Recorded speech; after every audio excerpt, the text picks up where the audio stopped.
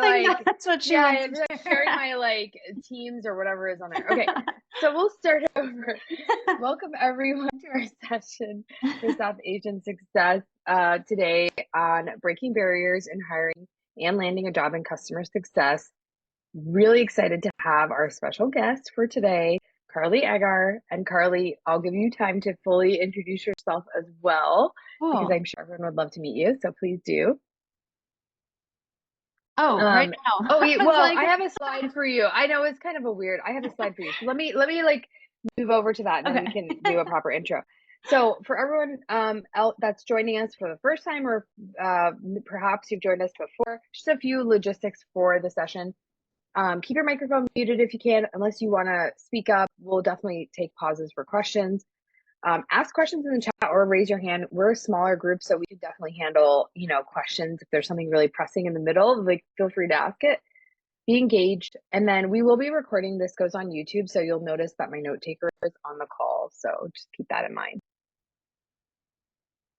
And then our quick agenda, we're going to be doing our interview with Carly. That's kind of the bulk of this, an open Q&A.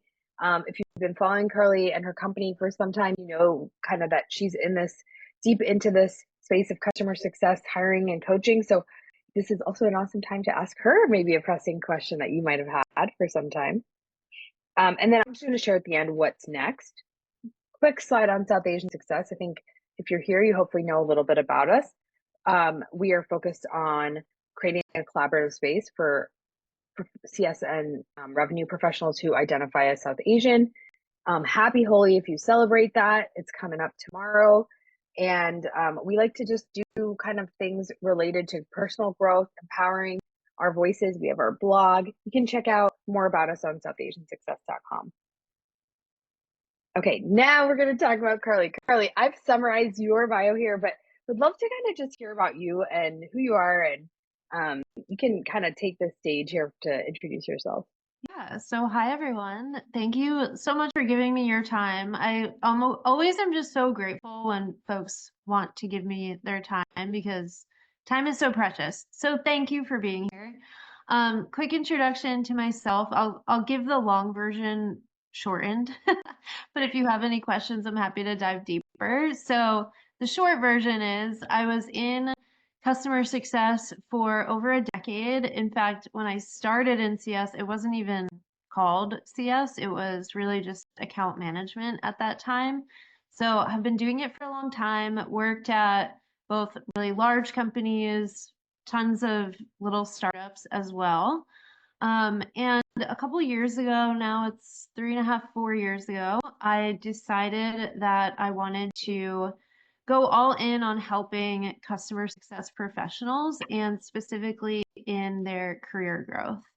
So, what I've been doing for the last 3.5, 4 years is building a coaching business where we specifically help folks who are either transitioning into customer success or are already in the field as individual contributors and are just looking for their next role.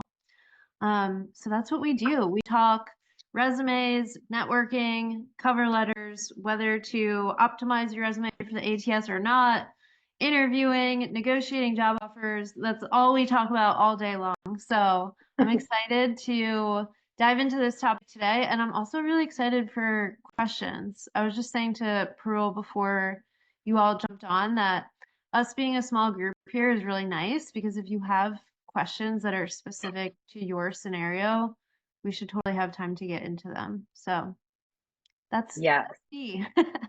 I love that. And thank you so much for the overview. I mean, I think we, like many of us, follow your work, and this is exciting to hear. I would love to know, like, can you tell us a little bit more about like your CS background a little bit? Like what makes you fall in love with customer success? What brought you to the field?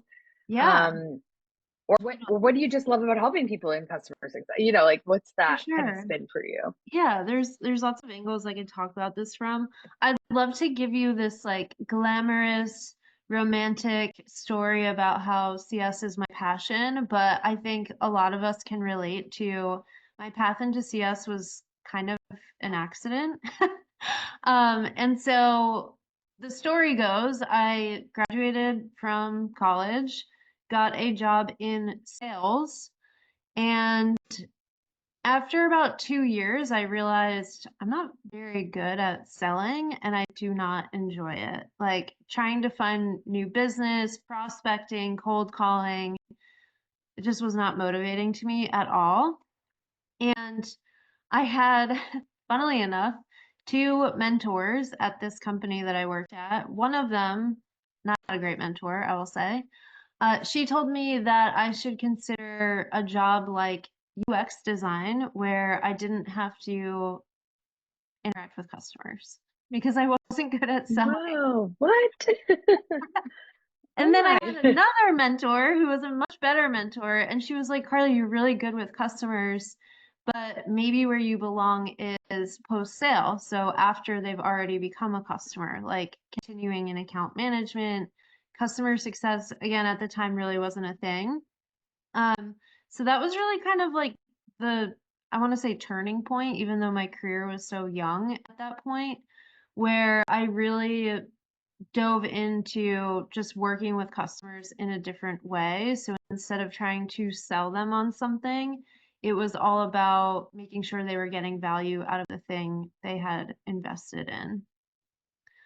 Does that answer your question? Yes. No, that's a Okay. great answer. And well, it's funny because as you were talking, I just thought about this and like just to share a little of my personal story, like I was working at a company where sales was the only path for us to go into. So it's kind of Hmm. similar. Like I wonder if yes, folks, many of us had that kind of destination in mind, but we didn't necessarily love the journey of getting there. But look at us now, like dial it forward 2025. Here we Yeah. are, we're a revenue team. So I just was thinking as you were talking of like, how funny is it? Customer success maybe started off as this little bit of like, um, you can, work with customers and not have to sell. But now I think the times have changed. And I'd love to kind of hear your analysis on it from like the work that you do too, because are you seeing that on let me put it this way. Are you seeing revenue responsibility on all of the jobs in customer success, or are you seeing it on some? Because I have a theory on it, but I want to hear kind of what you sort of are I would seeing. I would say we're not seeing revenue responsibility on every CSM job. However, it is becoming more and more prevalent. And I could go a step further. I was also sharing with you before everyone joined that we take our jobs really seriously in terms of like what is actually going on. So, what are hiring managers actually doing? What are recruiters actually doing? We're not just like looking at one example and saying that's how all hiring managers make decisions. So, we pretty regularly will interview active hiring managers at different stage companies, different industries, hiring across different roles. And in this latest round of interviews that we did, I would say commercial responsibility was the top skill that they're looking to add to their CSM function.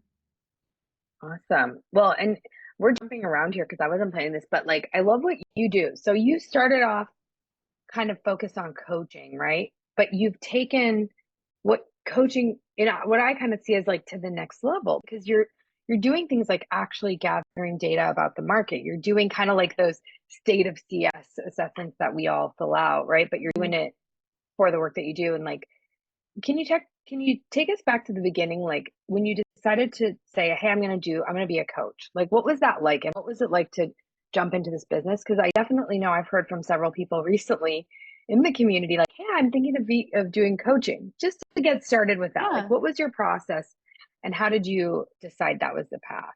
yeah.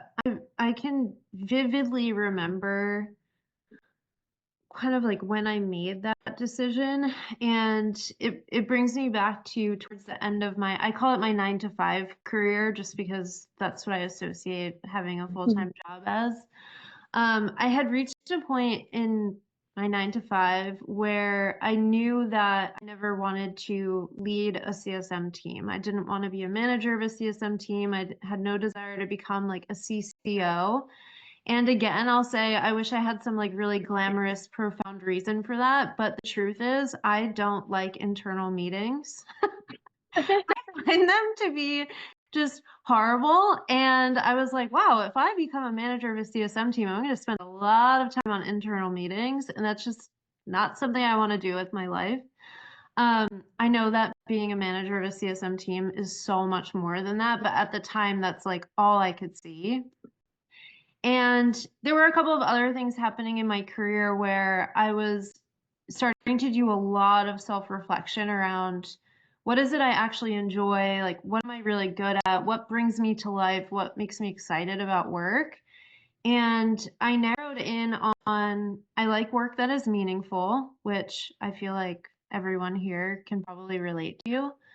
And I also really enjoy creating frameworks and formulas and repeatable processes for things that haven't been solved for in a while.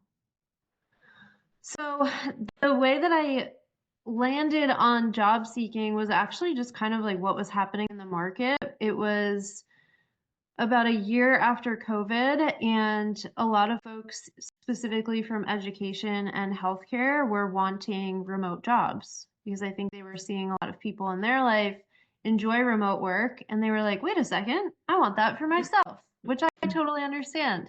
And so I just kind of started helping folks, truthfully, that were just reaching out to me on LinkedIn. And after working with so many folks just for free, just like for fun and in my spare time, I realized like, oh, I can actually make an impact here if I really go all in on this and collect lots of data and study it and put a ton of time and effort into it. I can create frameworks and formulas for a repeatable thing that solves a big, meaningful problem.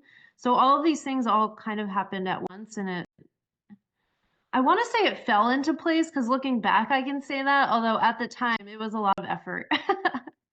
Yeah. I mean, well, and that's what I think is so unique about your approach. And I like not, I'm not trying to say other people don't do this, but I think that the way that you take, okay, here's the problem, job search, but you kind of tackled it in a very, very like frankly a CSM way, but also like a business way, right? And I thought that was really interesting. And like, that's what I kind of honed in on of why I wanted to chat with you and why I wanted to bring you to the community is because there you can always, coaching is there. Like I mean, I have coached people, I have mentored people, it's great. But am I coming at it in a formulaic format? No, right? It's probably more intuitive. When you Mhm. combine intuition and data, it's like seems very powerful. And I think that like the requirements to be a good coach are so broad. Like you don't I think I just am naturally someone who looks at things and thinks about it in the context of a framework or a formula. Like that's just how my brain processes information. But that's not to say that an incredible coach doesn't think that way. You know what I mean? So I think that honestly, I had a mentor who said this to me like very early on before I even started my business. He said something to the degree of like, if you want to help people, you don't have to be the expert in the thing. You don't have to have all the knowledge in the thing. As long as you're one step ahead of people and you genuinely want to help them, like you have integrity in what you're doing, you can be a good, successful coach. I love that. That's awesome. That's a great sentiment. And for anyone out there that is thinking of being a coach, that is something to take to heart. Um, what I guess so what are you seeing? I guess we talked about this in the beginning, but maybe for everybody else, right? What are some of the trends that you're seeing in 2025 in the market, right? Like I think Yeah. 2023 and 4 we saw a lot of layoff activity, a lot of people in the market not Hmm. voluntarily, right? Are there any changes that you're seeing? Yeah, there's a lot of very interesting trends. Some not surprising, some very surprising, at least to me. One really positive trend that we're noticing is the folks that are coming to us for help with their job search. Seemingly, the reason for their job search is primarily now that folks are just looking for a new job, not due to a layoff. So we would consider that to be more voluntary job searches, which is hopefully an indicator that the market has stabilized a little bit. We're definitely seeing fewer layoffs than this time last year or 2023. So it's an indicator in the right direction. Is that to say we never see layoffs? Absolutely not. We're still seeing them. Other random trends that we've noticed, we have a lot of folks who are coming to us wanting to actually take a step back in their career, specifically title wise. So what that looks like for us is maybe someone who's in a director position right now, manager of CS role, wanting to go back to being an individual contributor, Mm. or even folks in like a more principal strategic CSM role wanting to get into digital CS. And the reason for that is a lot of folks seem to be prioritizing just enjoying their work and work-life balance and mental health over things like titles, paychecks, which That, is I mean, I really can cool. totally relate to that. I Yeah. can fully relate to that. And, I think that's definitely, I feel like that's a positive thing to hear that people are prioritizing their mental health and work-life balance. Is it impacting the market in an interesting way? I wonder what that will look like, in the next year or two. Because, Yeah.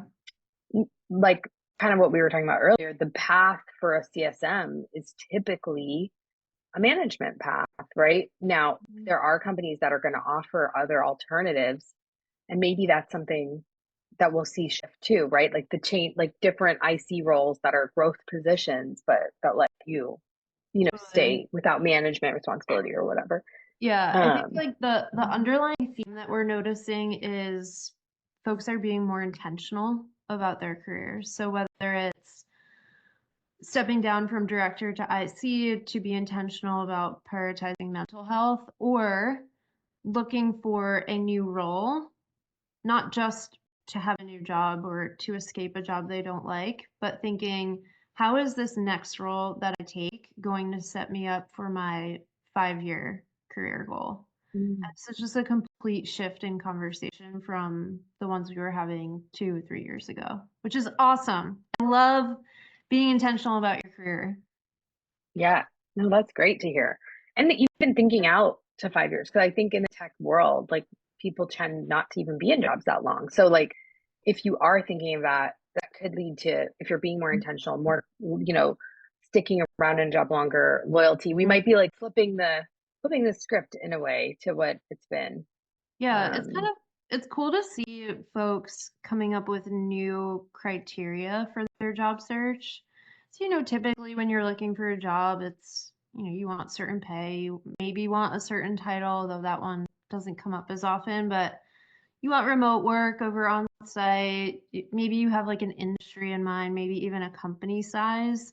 But now we're starting to see folks get so specific. Like we just had someone recently who really wants to move into CS ops eventually. She's like, I have a shelf life for being customer facing.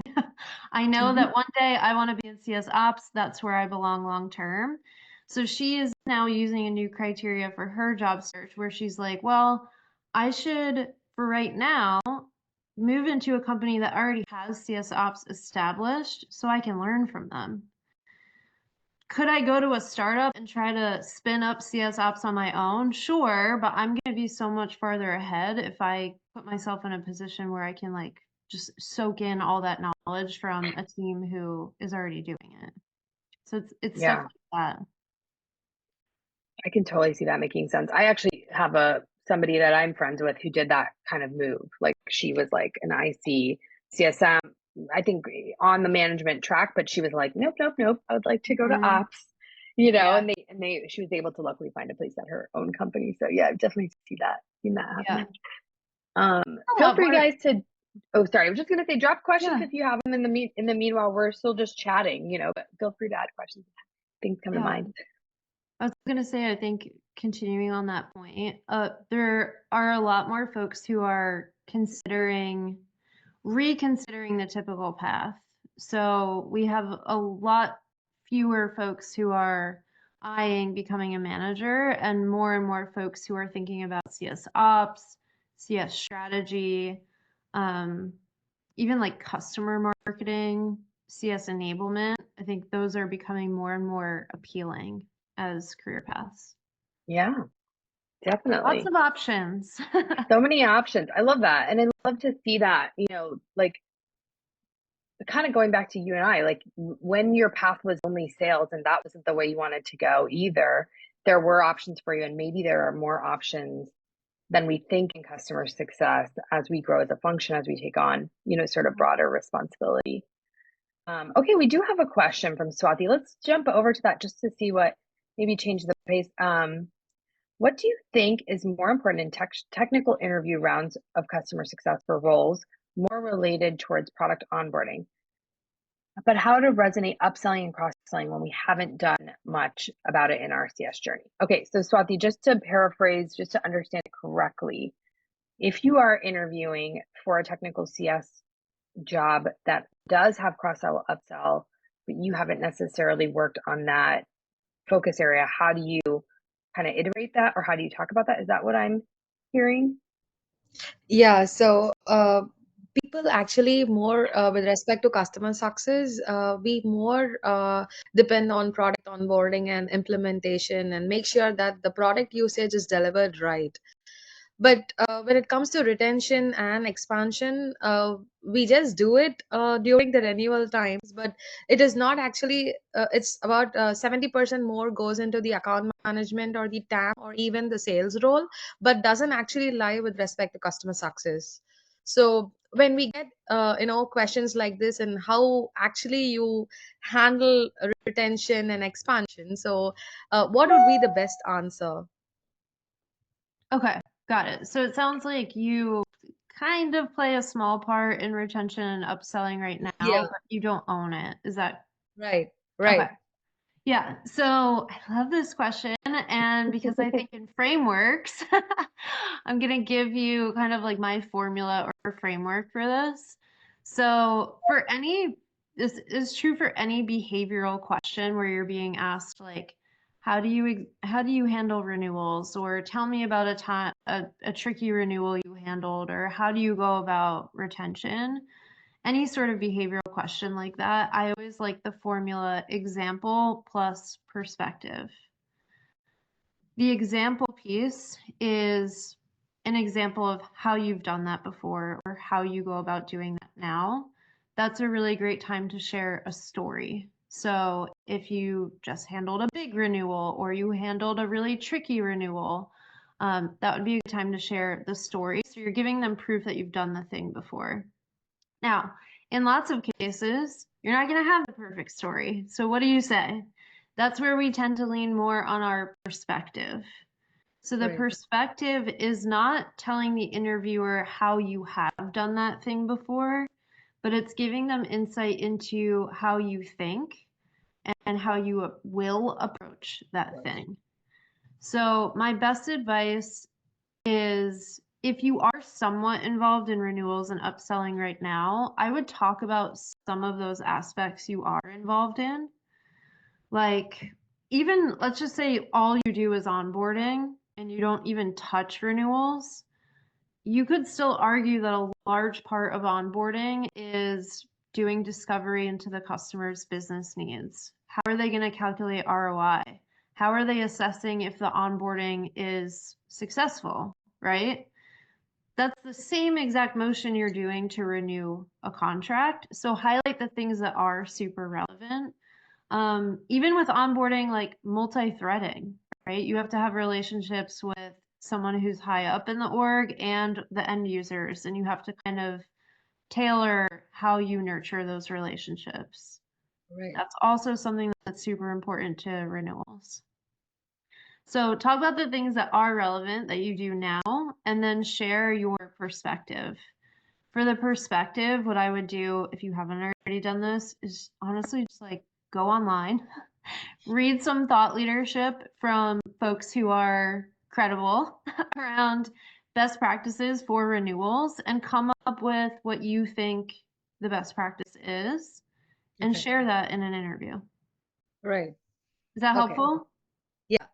Okay. It's absolutely helpful. So Yeah. my thing is like when you be really transparent in the interview, so I be very transparent as in what I do as part of my customer success journey, and I share that. But ultimately, I don't know. At the end of the day, they want somebody who is like a king of all trades. So they really want people with respect to really good in. Since the market being oversaturated, they want people to be really good in renewals, expansion, as well as in product onboarding.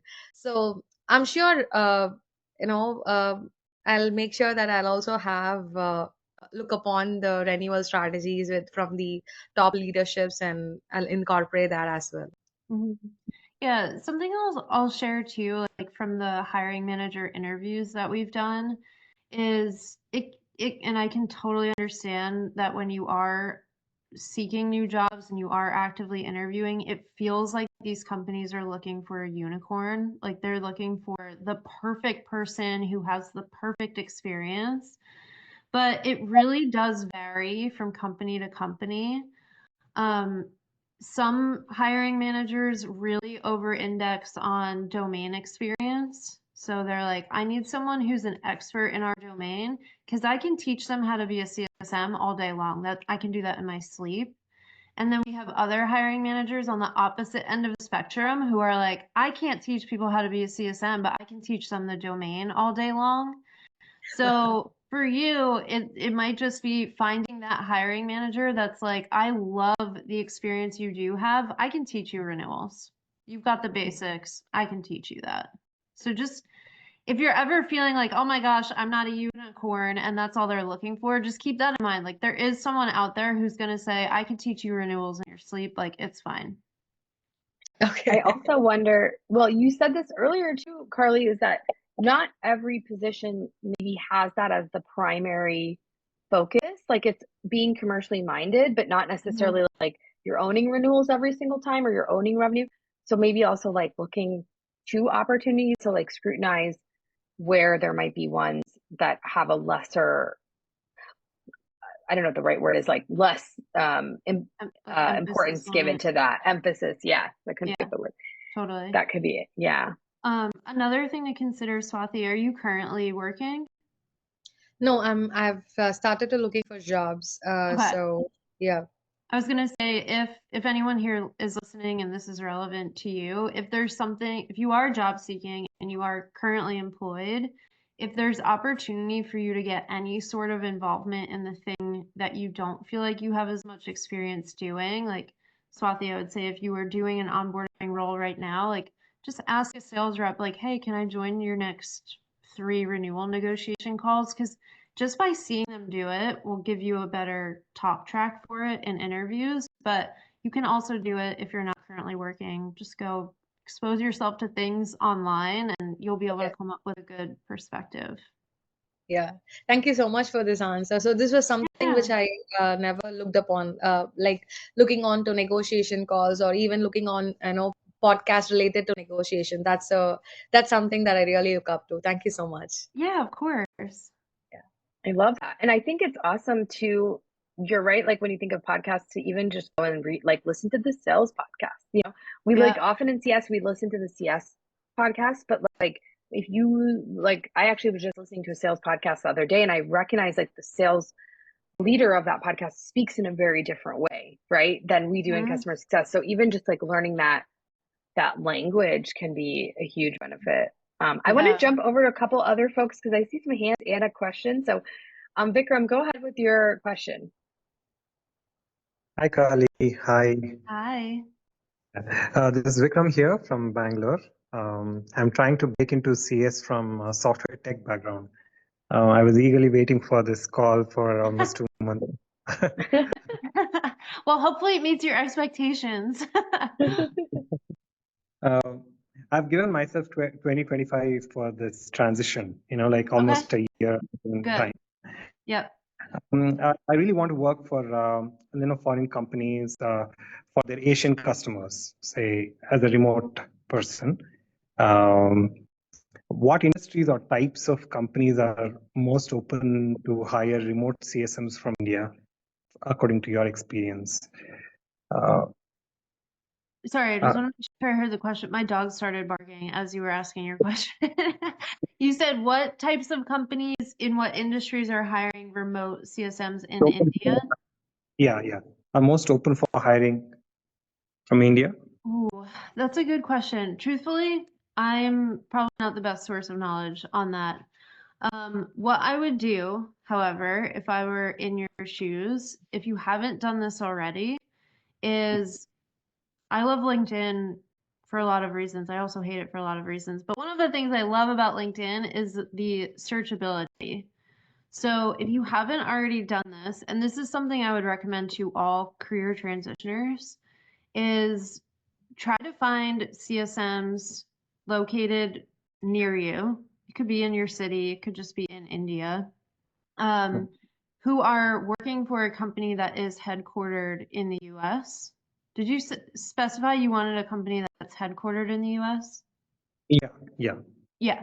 So I would try to find some of those folks on LinkedIn, because that's going to do a couple of things. Number one, it's going to give you an idea of the companies that are hiring in India. And number two, I would start connecting with those people.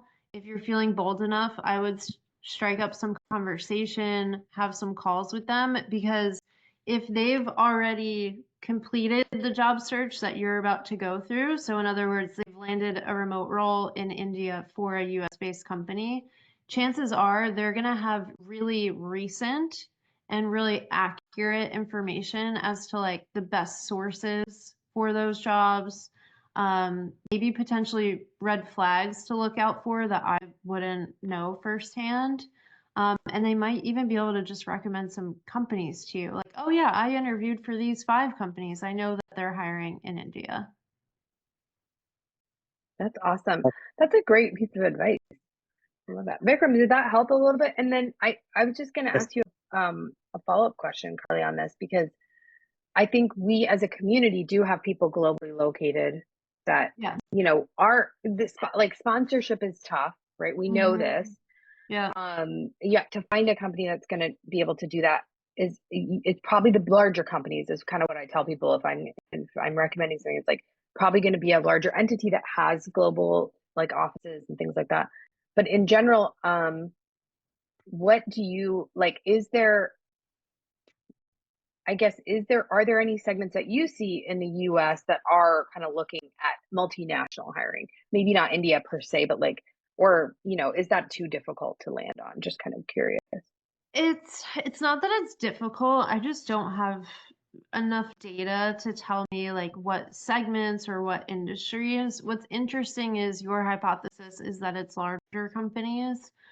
I'm thinking back to this last round of hiring manager interviews we did, and I want to say there were 2 hiring managers who had just recently joined startups, Series A, Series B, and were actively looking to hire internationally. So it's hard to say. I just don't think I have enough data to say like it's this industry or it's this segment.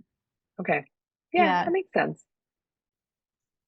Christina, I saw your hand up too, so I wanted to give you a chance to ask a question. Sure. Hi, Carly. Nice to connect Hi. with you. Love your podcast, love the content, love Oh, the thank advice. you. Thank you so much, Parul, for conducting this. So I have 2 quick questions, Carly. One is continuing with on the market question. What do you think is going to happen this year on the hiring front, right? Is it getting better? Is it going to get better like 2021? Or is it going to be the same slump? Okay. This is a really tough question to answer because obviously I can't predict exactly what's going to happen. But the safest answer and the one that I feel best about giving you is expect it to remain the same, meaning it will be competitive for a while. The reason I say that is the job market, it's supply and demand, right? Companies are hiring, people are looking for work. Even if we narrow in on Q1, so January through March of any new year, there's always a higher volume of new roles opening up. It's just seasonality and hiring, budgeting for companies. So there's lots of new roles. But what happens in Q1 is a lot of people know there's a lot of new roles, so more and more job seekers start looking for work. And that's just like one example of how the supply and the demand tend to creep up at the same exact time. So that's going to continue to happen, whether it's because of seasonality or market trends, macroeconomics, things that are happening. So I think the best way to view the market is just what's happening right now is the new normal, because the sooner you kind of like accept that and stop waiting for it to cool off or get better, the faster you'll learn how to adapt to the market and adapt your job search to it. I know Got it. that's not a fun answer. I don't like giving that answer, but I can only be truthful. So Right. No, that answers my question. And just one more question, Carly. Like, how long is it okay to stay in IC role? Apart from individual preferences, what do you Mhm. suggest? Like, as a CSM, how long is it okay to stay as an individual contributor? Forever. Oh, yeah. So it depends on what you mean exactly by that. So if you were to say to me, Carly, I've been in the same role at the same company with the same title, same level of responsibility for the last 3 years, could that start to hinder my career growth if I don't get a higher title, get a different book of business, move companies? I would say yes, probably. Because Okay. what happens is if you stay in a role, and I don't think this is fair, but if you stay in a role where there's seemingly no upward mobility, it can start to unfortunately create red flags in recruiters' minds where they're like, well, is this person not motivated? Are they complacent? Are they just not really that great at their job? So if Right. it's in that context, I would say like 3 years is when I would try to figure out, okay, how can I show some sort of upward mobility in my career on my resume? But if you're asking from the perspective of for your career in general, you can be an IC forever. In fact, yesterday, I can't remember who I was talking to, but I was telling a story about how in my 9 to 5, I was working with a partner of ours. So he didn't work for my company, wasn't working for a client. I want to say he worked at like Snowflake. It was some really big tech company. And he was a strategic account manager, some title similar to that. And he was like, my job is the best job in the world. I've been at Snowflake for 6 years. I manage one client. Let's say it was like Google. I'm kind of making up the company and the client, but like I only work with Google. I've been working with this team at Google for so long now that they're like family to me. I know everything that's going on in their business, and Snowflake will never get rid of me because I manage Google. And there's something to be said about having a role like that where you're making a lot of money, you're really comfortable, you love the people you work with, and you are like the expert in one thing. So I think you Right. can have a very successful, lucrative career as an individual contributor. Got it. Does Sure, that I answer love your that. question? No, that does. That does. Okay. I just want Okay. to get a general perspective on this. Yeah. It does. I was just going to say, I love that example, Carly, because at Google, their titles are like everybody's a project manager or a program. Like they don't even have these titles. So like companies, some companies may keep you in a title, but you remember your resume has to be able to explain that, right? So like you could stay in that role for a long time, but what kind of growth can you explain? That is maybe something to think about. Okay, Yeah. wait, I want to jump to, Rocky, you have a question in the chat. Do you want to ask it live, Sure, Rocky? I can do that. Okay, Yeah. go for it. All right. Carly, First of all, Parul, thanks for organizing this. I'm super excited to find this group. Uh, quick thing for Vikram. Vikram, I can connect you to one of the CSMs from India, right? So he can fill you in about the remote work CSM's doing. So definitely I can make you connect there. Carly, it's great to hear some of your perspectives, especially around coaching. I found that really interesting. Oh, I good. do have a question for you though, as you're, interviewing people and getting people ready. Mm-hmm. Professional services and customer success, right? Mm-hmm. Traditionally, they have been like two separate departments run by two separate groups altogether, both of them having separate expectations. But Mm-hmm. as I'm seeing things change in my own organization itself, it's one department. The professional services is merged under customer success, and CSMs are expected to be project managers and run the initial implementation and then continue their relationships as the traditional CSMs, well, along with renewals and stuff. What are Mm-hmm. you seeing from, as you get people, like what is the industry going towards? That's tough to say. I want to say that I'm seeing them separate more and more, and here's why. It really comes down to how does the company view customer success? And it's this like age-old question, this debate that we'll probably have for centuries to come of like, does CS roll up to the chief revenue officer or does CS roll up to a chief customer officer? And typically in companies where they have a different philosophy of customer success and they do have a CCO, so customer success has like their own seat at the table. That's where you're going to see CS and professional services merging a little bit more because naturally they're rolling up to the same person. Unfortunately, or fortunately, however you view it, I'm pretty neutral on the topic, but we are seeing more and more organizations move towards a model where customer success is now rolling up to the CRO again, which was kind of what we saw like a couple of years ago. That's kind of like coming back into the picture. And in those cases where CS is rolling up to the chief revenue officer, they're more so being perceived as, I don't want to say a sales team, but more of a sales and revenue generating function, which is more separate from professional services. That's what I'm seeing. But truthfully, I think it's so different from company to company that it's hard to say at a macro level, like exactly what's happening. All right. Thanks for that insight, Carly. Yeah. Sure. Does that answer your question?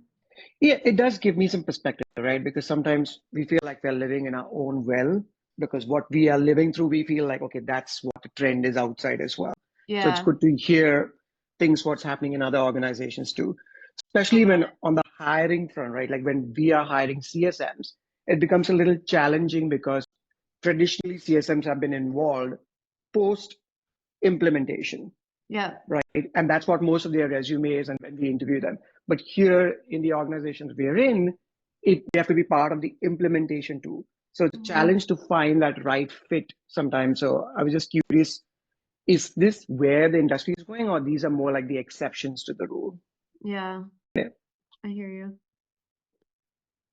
I feel like I've worked at companies that did it both ways. And I think like, as even Swati's question was implying, right, is like, I think there are people that are going to lean heavily more towards the implementation CS model, and then people that are going to own other things. But maybe that's like something to really work on. And I'm sure Carly and team do this all the time on the job description, right? And like really understanding clearly what's your objective so that you can land the right candidates into your pool. Okay, Pranav, I see your hand is up too. So we got lots of good questions today. Go for it. Yeah, well, thank you for this conversation. It's amazing, and there's so many places where I feel there's so many different directions where all the companies are going, be it in terms of merging professional services and CS, or the questions on offshore teams. I do agree, Carly. I feel a lot of startups are open to that. I've been a part of a couple of startups that are open to offshore teams. However, if you're looking for sponsorship, they're looking for like in a different way of hiring them. So just a tip there. Um, in 2025, this is mainly from 2024. I've had a lot of colleagues who were impacted with layoffs and something. What they're noticing in the market is how do they stand out in the application phase, because there's so much influx of supply versus demand. And Q1 of course has an uptick in supply as well, but how do you make your resume stand out than others? Because everybody Mhm. today is using ChatGPT or something else, or finding those Mhm. keywords to, show that are in the job description. They're altering their resume or whatever. Yeah. Like, how do you make yourself noticed without a reference?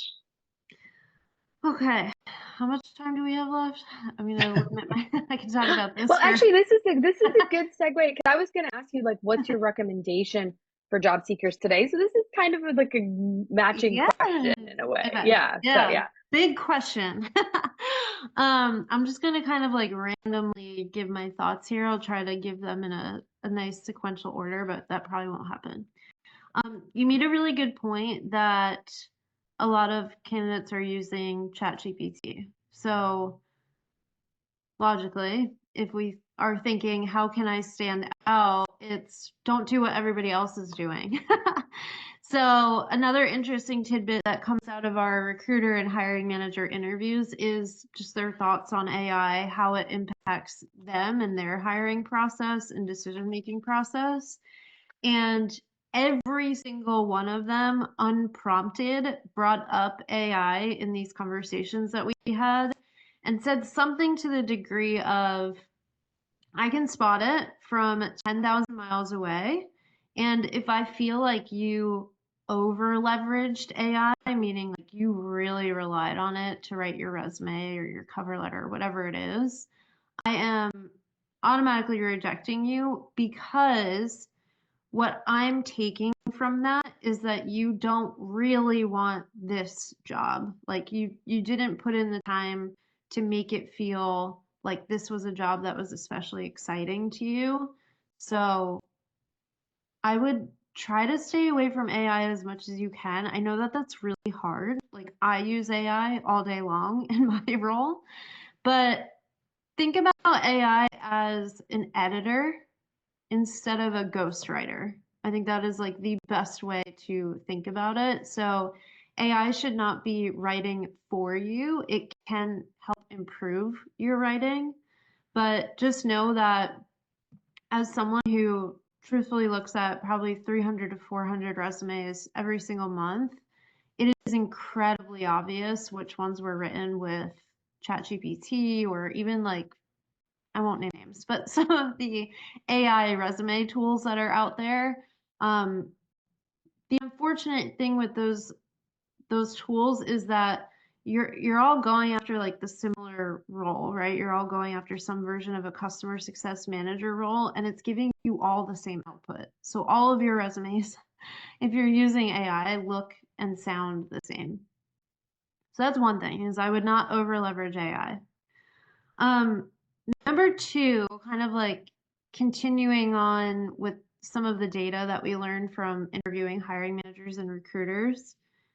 What's really interesting, at least I find this to be incredibly interesting, is yes, a competitive market affects job seekers. It also affects the decision makers in the hiring process because now they have so many more applications to get through. And I'm not saying I feel bad for them, I don't.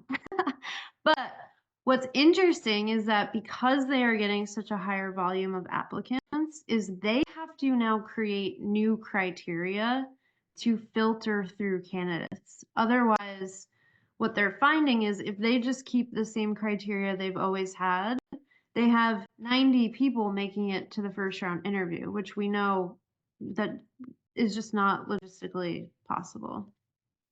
So one of the most interesting new pieces of criteria that these teams are looking at, this is recruiters and hiring managers, is intention behind your application. In other words, what they want is some sort of indicator that you went out of your way to apply for this role at this company. They want to feel like this person wants to be an evangelist for our product, for our mission. Now, that's kind of hard to do on your resume. I wouldn't recommend writing like, hey, company, I'm intentionally applying to this role on your resume. Don't do that. But what I would do if you're trying to stand out is connect with people that work at the company that are likely to be decision makers or influencers in the hiring process and let them know you applied, let them know why you're excited, and give them something about you that they can't learn from your resume that might be exciting to them? What I mean by that is, let's say that you're applying for a CSM job at a startup, and let's say that maybe you've worked at a couple startups before, but they're not like well-known startups. So if someone just glanced at your resume, they might not know right out the gate that you have startup experience. When you reach out to these decision makers in the hiring process, talk about, I don't want to say things about your personality, but your work style or your work ethic, or just your CS philosophy, your strengths in CS that would be highly leveraged in a startup environment. So maybe you're someone who is always thinking about how to scale, right? That's something that a startup would be looking for. Or maybe you are someone who's touched every aspect of the customer life cycle. That's something that a startup is going to highly value because they probably don't have onboarding managers and renewal managers. It's probably the CSMs that are doing everything. So I feel like I'm talking a lot, but I'll pause there in case there are questions. So to recap, No, don't over leverage AI and somehow indicate to the company that you are genuinely excited about that opportunity. no, this is very helpful, very Okay, good. reliable, very relevant, very relatable. Because I currently work in an HR SaaS company as well, so I see the Okay. trends from other big organizations and how they're trying to assess candidates. So Yeah, I see a lot of what you're saying in how they're operating as well. So thank you. cool. Rocky asked in the chat, does making a video of 30 seconds or less set you apart, or is this typically ignored? It will be ignored by some people, but yes, it absolutely does set you apart. In fact, video is one of our most effective tools at not just booking interviews, but it influencing the likelihood of getting an offer. What's really interesting about video introductions and just like creative, smart networking like that is not only does it help you stand out as a candidate to get an initial interview, but oftentimes, if you do it really well, it's showcasing so many CSM skills just by doing that thing that it will, whoever you send it to, whoever watches it, will become a champion for you internally. And so every time they're meeting about candidates, there's at least one person saying, I don't know, that video Rocky sent like really shows creative problem solving. That tells me that he's going to be able to engage accounts that have maybe gone silent. That tells me that he is a self-starter. So yes, yes to video, hands down. I love that. And I'm going to put this out there for everybody on this call because I think this is also important for South Asian success. I think that you could utilize a lot of this even in your networking, I think to Carly's point, which like I'll get in my inbox, somebody will send me like, here's my resume, Pearl, let me know if you have any jobs. And I'm like, well, I don't even know this person yet, right? Like, but maybe a little video that's like, hey, Pearl, here's who I am. Here's a little bit about me. That could even help me understand a little bit of, and I appreciate like, hey, we all have less time, let's be efficient. But maybe like videos could even be used to help you network into companies that you want to be known because you're going to start to build that like, awareness of you and your personality. Like I was just thinking when you were talking about that, wow, I would, it'd be nice to know some of the people that send their resumes sometimes, and videos can be a really effective tool. So yeah, you're talking about probably the biggest point that I missed, which is it creates an emotional connection to the person, right? Because you're getting to see their face, you're getting to hear their voice, and you just naturally are more connected to that than a piece of paper with your name at the top. totally. This was incredible. Thank you so much, Carly. I think Yes, this was so we fun. probably didn't answer all the questions, but this was awesome. And Carly, you do have a question of, do you accept candidates from other countries to help with job search? Would love to kind of hear like, how to approach that for folks. Yes. Okay, this is actually great timing. So historically, we were pretty limited to the US, Canada, and the UK. And that's solely because I am very careful not to take anyone's money if I don't feel like I understand their particular job market. But it has been a goal of mine, Parul can attest to this because I've been talking about it forever, to make our resources more accessible, just to make it more equitable, to help folks in other countries. So I've been spending a long time, I won't tell you how long, researching hiring practices in other countries, like India is a huge one. And I am going to be launching something in, don't quote me on this, April, May. That will be way more accessible. It will be open to everyone, irregardless of geographical location. So the answer is not right now, but very, very soon, like in the next 8 weeks, definitely. Look, so follow Carly, get the little subscribe on LinkedIn so that you don't miss Yeah. it. And Because thanks, I know we Vikram, had for talked that about this. plug. Yeah, well, we had talked about it, and I agree. Like I forgot to bring it up. So Yeah. this was awesome. As I said, I know everyone probably didn't get all their questions answered that we could possibly have thought of, but thank you, Carly, for just being gracious and taking the time to answer Well, thank you for thoroughly having and me. really like helping us. Thank you for having me, and thank everybody for all your good questions. I Thanks agree. so much, Carly. Thanks, Parul. Thanks so much. Take care, all. And I'm just going to flash this up. If you are in Toronto, we are having a live meetup with CS in Focus, and Rohan is leading that effort from South Asian Success, and then a couple other folks here on the calendar as well. So we have a lot of fun for the community, but also like awesome learning opportunities to connect with folks. So hopefully you'll take a look. Thanks, everyone. I hope you have a great rest of your day. Thanks, everyone. And happy Holi Happy again if Holi. you're celebrating. Yeah. Yeah. Thank Bye. you. Thanks, Bye, Holly. all. Bye. Thanks. Bye.